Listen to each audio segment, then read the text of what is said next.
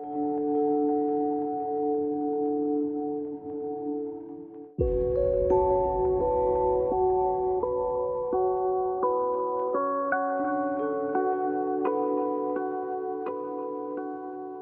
losing 9 kids in 4 different CPS cases, I became one of the biggest drug dealers on the hilltop and a user at the same time because I had to stay high. I was arrested.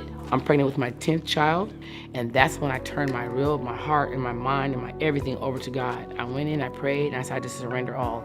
And this weird hope came. Acceptance, love, nurture, forgiveness, forgiving myself and others, and just walking those principles is what gave me a better foundation to deal with life on life's terms.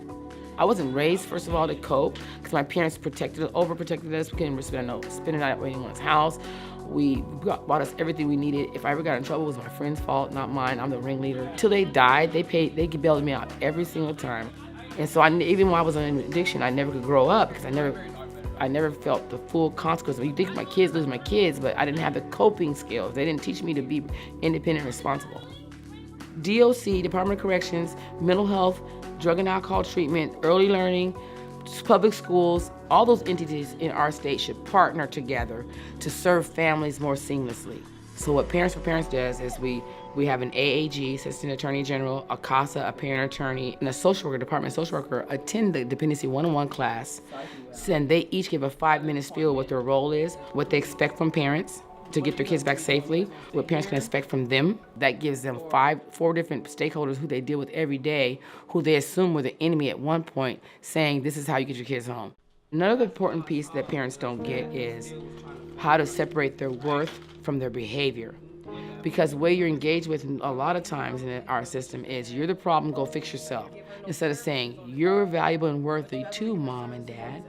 We understand you have a problem that's impacting your parenting and keeping your kids safe, and we need you to assist us in remedying the problem that you and your family are having.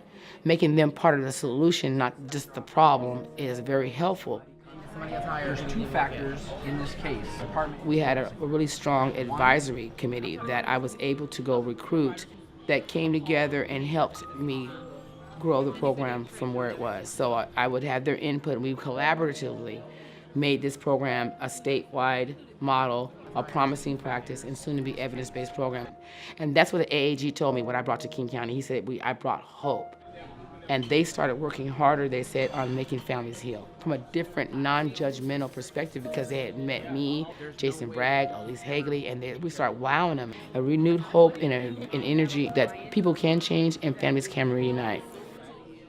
A lot of parents wasn't parented. They need as much scrutiny as the children need. So we're all over these services for the kids. It's all about the kids.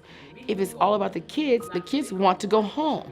So we have to reverse some of our funding, some of our research, bring a lot more to the table to support parents who are maybe a 15-year-old child in a 41-year-old body like I was.